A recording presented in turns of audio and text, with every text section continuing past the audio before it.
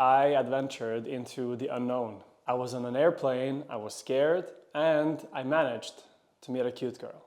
It was due to something that's called authentic confidence. What is authentic confidence? So I'm on the airport.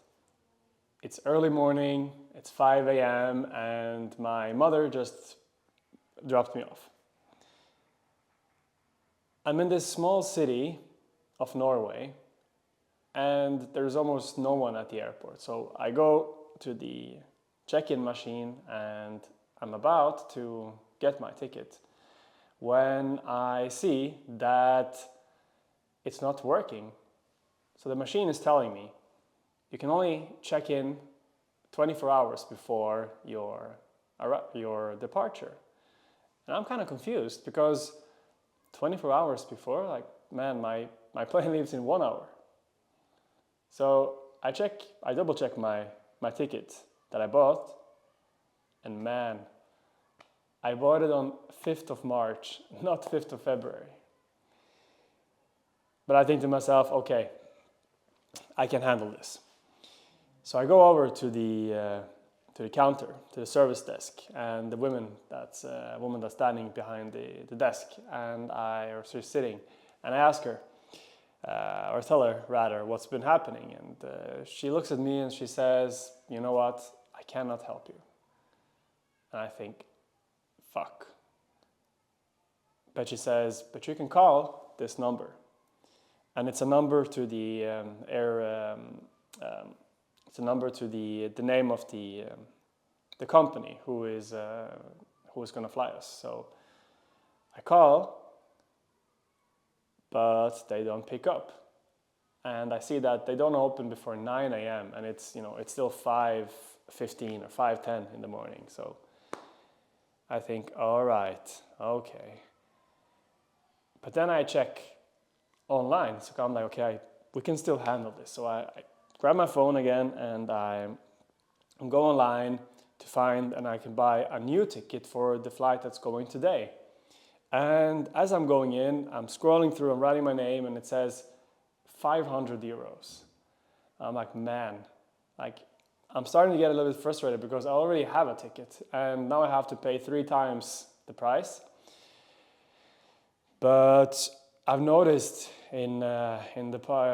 lately that I've been acting greedy sometimes, and it's stopping my development. So I'm like, okay, you know what? I made a mistake. I'm gonna buy the ticket. So I try, but it doesn't work.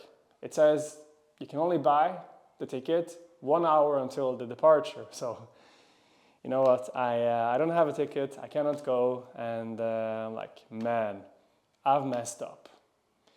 The first thought that I have is to call my mother and tell her. But there's something about the situation that you're just telling me that no, I don't want to call my mother. I want to take responsibility for this. So as then I'm about to sit down on one of the chairs and kind of figure out what to do, that's when the self-attack is about to hit me.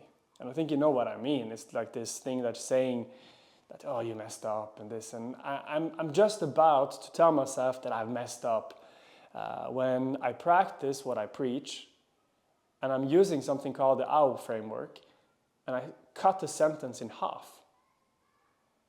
And it's like a miracle, because now this disaster has happened. I'm there in the airport. I have no ticket. I don't know what to do. And I'm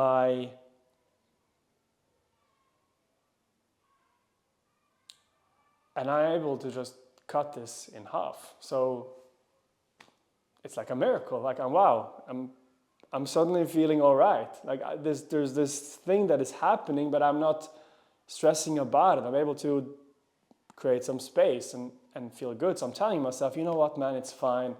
We'll fix this. Don't worry, it can happen to anyone. And I feel really good. And as this happens, I don't know if you heard this, but the second miracle is more likely to happen after the first one. I see 2 pilots. They're coming with their luggage to check in, and because there's still almost nobody at the airport, I figured they're probably going to fly on the airplane that I was going to go on. So I'm like, hey guys, are you going to Amsterdam? And they say, they're like, yeah. And one of the guys, he smiles and he has, beautiful teeth. And I'm like, hey man, nice teeth. And he's like, thank you. And I know this is random, but I just notice people's teeth really fast. And he's like, thank you, man. Where are you going? And I tell him the story. And that's when he says, hey, you know what? Come with us. Maybe we can figure this out. And we're walking towards the counter again. And now my expectations are starting to rise, because I'm thinking, okay, it's happening, we can fix it, maybe I can, get a free ticket, sit in the cockpit. And we get there, and the guy, they're checking their luggage, and then the pilot, he calls someone, and I'm sitting there, it's gonna happen, and he's like, nothing. And I'm like, ooh. But he's like, okay, I'm gonna call a second. He calls a second guy. Nothing. And at this point, I'm starting to believe that, this is actually not going the way that I was expecting. So I take a moment just to think, no, relax, be present, don't let the expectations rise. And as we're standing there, the cabin crew, two lovely ladies, also came, and they're like, what's happening? And that's when the pilot, he makes a third call. And this time, things change. He looks at me and he says, man, we can get you on board, we can get you a ticket, but you're gonna have to pay almost 500 euros for it. And I'm like, blessed with a second chance. I'm like, yes, let me do it. I give him my card, I get the ticket, and we have a ticket. So the cabin crew are like, wow, that was awesome, we'll see you on the plane, and off they go. So I'm left by myself with the baggage, and I'm about to check it in, but it doesn't work. And the guy behind the counter is like, it's only 30 minutes till the airplane is leaving, and you cannot check it in. He calls the guy, and this guy is telling him, no, he cannot check it in. But the guy who was just there behind the counter, he heard the cabin crew say, we're gonna see you on the plane. So he's like, but the cabin crew told him, they're gonna see him on the plane. They said he's gonna go on. And back and forth, and somehow we are able to manually get it on, whatever that means. So I don't know if I'm gonna ever see the baggage again, but I'm like, at this point, I'm just going with the flow, it's fine. So we got a ticket, we got baggage off, we go into the plane, and as I'm about to find my seat, because I don't have a seat, it wasn't given to me when I bought this new ticket, I go and ask one of the cabin crews, and it's this lovely woman, and she's like, yeah, you're gonna sit over there, and we're just next to the cockpit, so she snaps, ask them, and she snaps a cool photo of the three of us, and I go to find my seat. Next to me on the seat is, because I'm obviously one of the last ones coming in, or maybe even the last one, is a cute girl. And she's sitting next to me. And when you see a cute girl, the first thing that you might think is oh, she's cute, I need to say something to impress her, I need to do something cool so that she will like me, to get something out of it. And I have these thoughts, but for some reason, man, I just want to enjoy. I just want to sit down and just have a cool conversation with her, just get to know her, no pressure or stuff. So we do that. And because I'm not putting any pressure on myself to perform, this next 90 minutes, they're flying by, we're enjoying ourselves. The woman from the flight attendant, she brings her some warm food, everyone else gets sandwiches, we get everything, fish, and we're eating, and it's super fun. And then towards the end, it goes by so fast, she tells me she's in a happy relationship, and I'm like, man, I'm so happy I didn't try to make something happen, and instead just enjoyed the actual conversation. It was an awesome flight. I am here now in Barcelona, And still, the next time, I'm gonna double check before I get my ticket. Here are the 3 ways that was helping me to get through the situation, both to get through the whole thing of being cool with myself and also to be able to get on the plane and then have a cool flight. And the first thing is called boosting your inner dialogue, because the way that you talk to yourself is the way you're gonna present to yourself. And if you are then constantly self-criticizing, if you're pushing yourself down, then man, there's no wonder why you don't have any confidence. And to get that confidence, you would rather create a positive relationship with yourself so that when you are meeting someone, you're meeting them with positivity. You're meeting them from a place where you're feeling good about yourself, no matter what happens, because you're able to create that relationship with yourself. Like what happened with the pilots. Do you think that they would be nice to me if I was not able to, to share these good vibes with them? Probably not.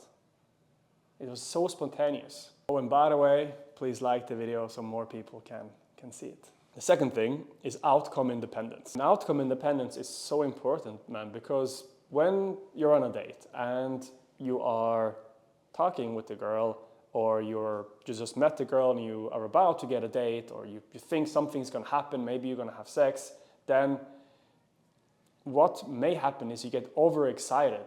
And because of this overexcitement, you will start now to think that, oh, something's gonna happen, and then you change.